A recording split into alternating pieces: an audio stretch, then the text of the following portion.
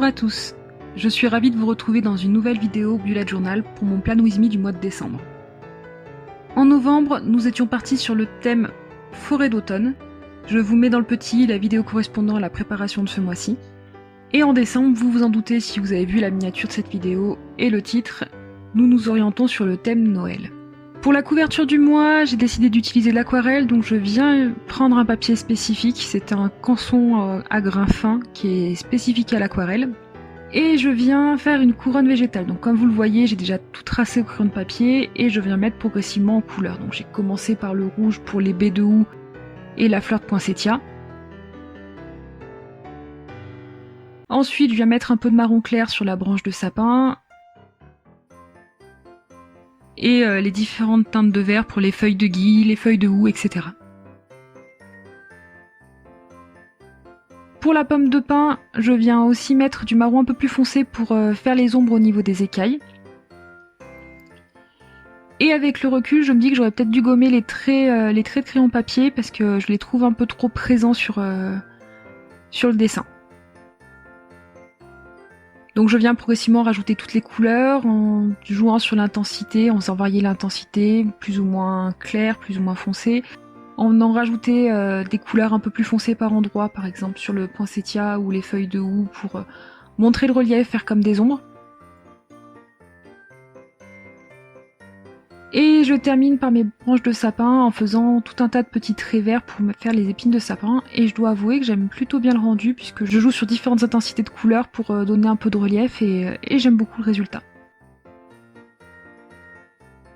Finalement, je viens repasser tous mes dessins avec un stylo noir pour les faire ressortir. Sauf la branche de sapin qui ne rendrait pas très bien si je venais la repasser en noir. Et ensuite, je vais mettre un peu de lumière avec un stylo blanc. Je découpe la feuille aux bonnes dimensions pour pouvoir venir la coller dans mon carnet. Je trace un trait au crayon de papier pour pouvoir écrire mon titre droit. Et avec mon Fudenosuke de Tombow, je viens écrire le titre en fausse calligraphie. Donc je retouche un peu certaines lettres qui ne me plaisent pas. Et pour finir, je viens de mettre quelques paillettes dorées sur la fleur de poinsettia, puisque l'année dernière, quand on m'en avait offert, il avait des paillettes dorées, je trouvais ça assez joli. Donc pour cela, je viens mettre du vernicole en différents points de ma fleur, et je saupoudre de paillettes. Et pendant que je laisse sécher, je viens rajouter quelques détails au crayon assez fin. Voilà ce que ça donne une fois que j'ai retiré les paillettes, je n'ai plus qu'à coller tout ça dans mon carnet.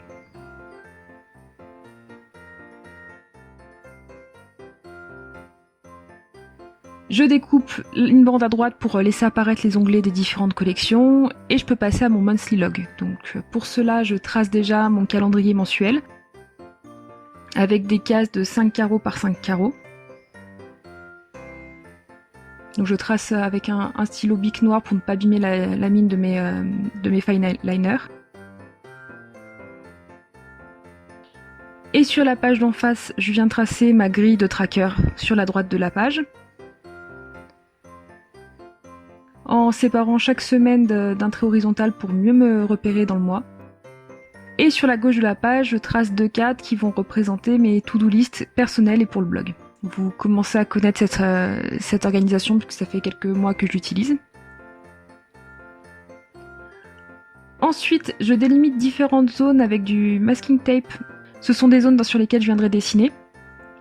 Et comme je ne veux pas dépasser sur les bords, le masking tape me permettra d'avoir une délimitation bien nette.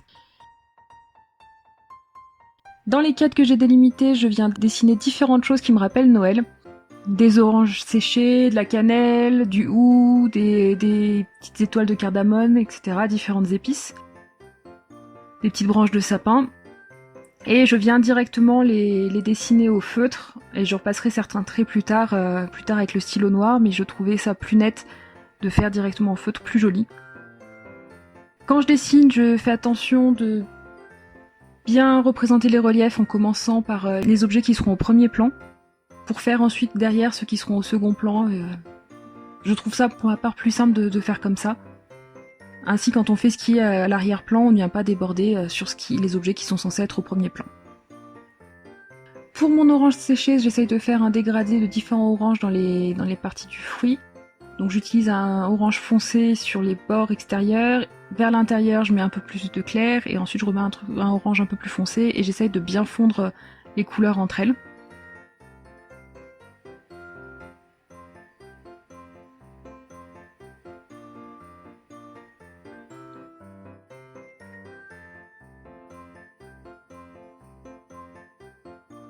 Pour mes branches de sapin, je fais des petits traits verts avec mon Tombow pour vous donner l'impression des épines.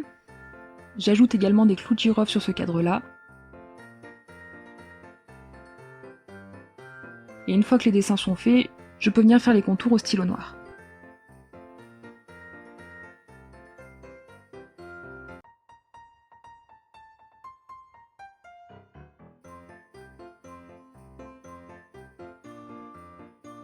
J'ajoute également du blanc dans les épines de sapin, puis en différents points pour bien donner du relief. Je pense qu'il va falloir que je change mon stylo blanc. L'encre a du mal à bien sortir, le gel a du mal à bien sortir, et du coup le résultat ne me plaît pas trop. Donc si vous avez des bonnes références de stylo blanc à me conseiller, n'hésitez pas. Une fois que je retire le masking tape, je viens faire les contours au stylo noir du cadre, ainsi formé, et je viens faire le même dessin dans la grande bande délimitée sur la page de droite.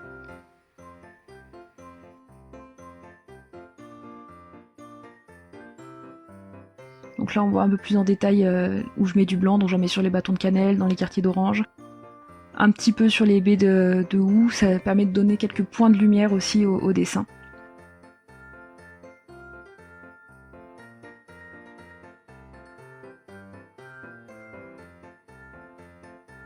Voilà, le moment le plus satisfaisant, c'est quand on retire le masking tape et qu'on voit ces dessins bien nets, ces délimitations bien nettes. Je viens mettre autour de mes cadres de to-do list un trait orange en bas et sur le côté droit, c'est pour donner l'impression de relief. Et ensuite je mets des points dans mon calendrier pour des points de couleur où je viendrai noter les jours, donc toujours avec la même couleur rouge. Je remplis mon cadre de tracker en prenant exemple sur le mois précédent aussi, pour savoir exactement quelle habitude j'avais suivi le mois précédent et en rajouter ou en enlever. Et je n'ai plus qu'à remplir mon calendrier avec les nombres des jours et quelques événements que j'ai ajoutés, quelques rendez-vous que j'avais notés dans mon futur log et que je reporte là dans mon calendrier du mois.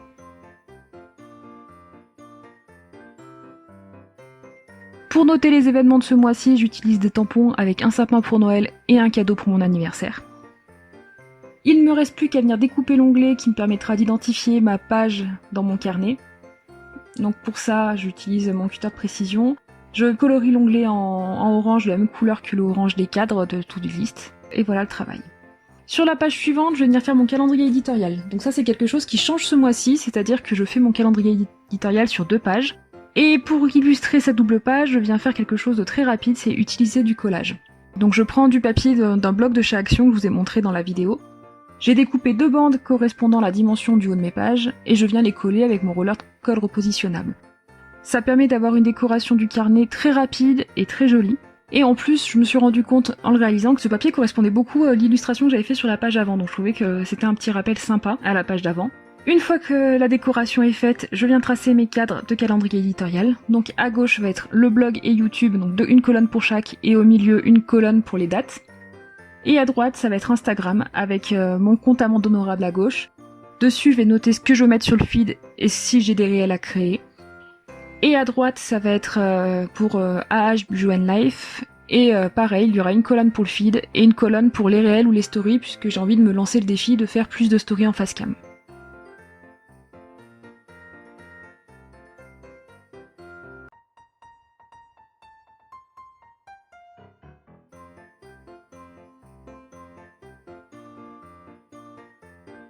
Pour mieux me repérer, là aussi, je trace des traits horizontales à la fin de chaque semaine. Ce qui me permettra en fait de bien voir où j'en suis et à quel jour correspond quelle publication. Je découpe à nouveau un onglet qui me permettra d'identifier mon calendrier éditorial. Je le colorie dans un orange un peu plus clair que celui d'avant. Et je n'ai plus qu'à y noter le titre. Ensuite, j'ai décidé de consacrer une double page à des notes, puisqu'avant c'était des notes que je prenais sur la page à droite de mon calendrier éditorial. Et c'est une page qui me servait beaucoup, mais que du coup je n'ai plus la place de faire en face de mon calendrier éditorial, donc j'ai décidé de lui consacrer un espace bien à lui. Et pour rappeler mon thème, dans le coin en bas à gauche, j'ai décidé de dessiner une petite tasse de chocolat chaud de Noël, avec quelques biscuits qui nous rappellent Noël, des brédeleux, et puis un chocolat chaud qui contient un sucre d'orge et des chamallows. Pour lier mes deux pages ensemble, je fais un cadre avec mon Tombow rouge tout autour de la double page.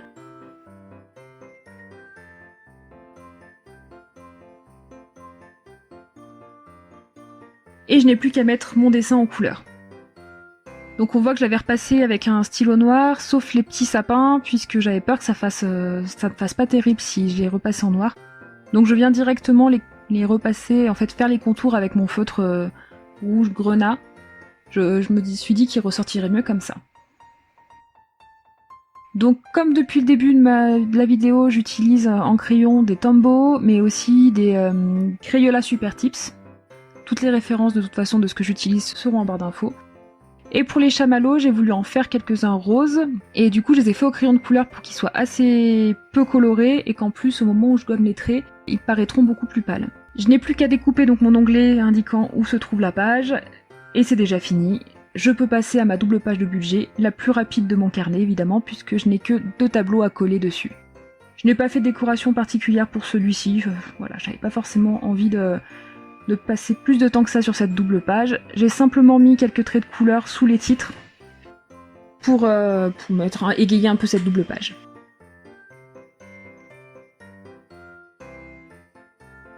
Ensuite, on peut passer à ma page d'idées repas. Sur le même bloc que tout à l'heure, je suis mis découper une bande de ce papier avec des petites étoiles rouges qui brillent, comme s'il y avait des paillettes à l'intérieur, et du hou. Je colle en face l'affiche des jolis moments du mois de la Cormerie. Et je note le titre idée repas. Je n'ai plus qu'à découper mon onglet, le mettre en couleur et le tour est joué.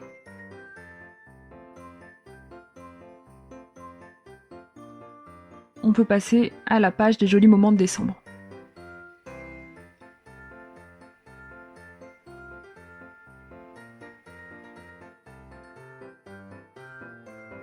Pour illustrer cette double page, j'ai décidé de faire au centre une boule de Noël rouge et dorée. Celle-ci n'est pas facile à faire du fait qu'on puisse pas mettre le carnet à plat, c'est un des défauts du live journal dont je vous ai déjà parlé précédemment.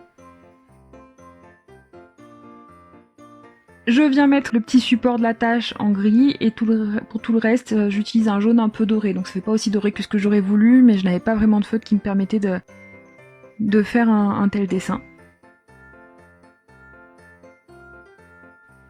Et une fois que ce dessin est terminé, je viens à nouveau couper mon onglet. Là, je l'ai mis en couleur jaune-orangé comme la boule. Et je peux déjà passer à mes weekly. Donc là, je viens noter, comme on voit, les différentes semaines pour savoir exactement de combien de pages je vais avoir besoin. Puisque comme en novembre, je vais utiliser une Dutch d'or. Je vais venir découper une bande sur la partie supérieure de chacune de mes pages du mois. Sauf sur la dernière, en fait. Et j'aurai ainsi un dessin commun à toutes mes semaines. Donc les volets qui se rabattront auront les 4 des différentes semaines, et le dessin en haut sera commun à tous.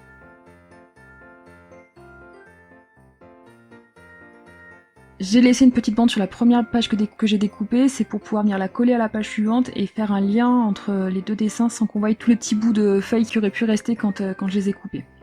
C'est pour avoir quelque chose de plus net. Je viens délimiter la zone avec du masking tape pour éviter de dessiner sur mes volets de weekly. Et je vais venir réaliser un dessin qui reprend les mêmes objets que pour ma couverture. Donc du gui, des feuilles de houx et des baies de houx, des branches de sapin avec des pommes de pin et des fleurs de poinsettia. Donc sur la feuille de gauche, sur la partie gauche, j'ai positionné globalement les dessins où je voulais les mettre, mais je ne les ai pas vraiment dessinés, en fait, j'ai juste fait quelques repères. J'ai fait mes pommes de pin directement au feutre. Je suis venue ensuite les repasser avec un stylo noir pour mettre les écailles. Et je fonctionne toujours de la même façon pour les branches de sapin avec des petits traits verts tout le long, mes fleurs de poinsettia avec différents niveaux de pétales.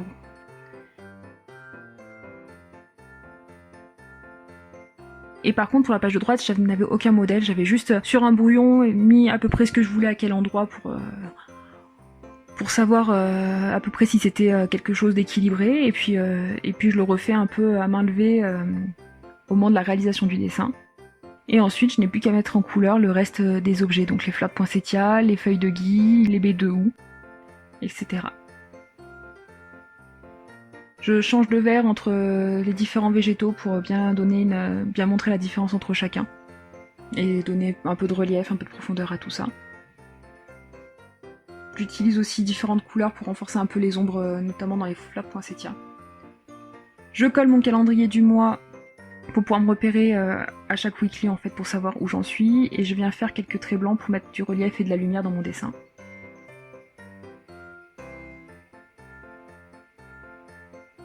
Donc j'en mets sur les baies de houblou, sur les feuilles sur les branches de sapin notamment.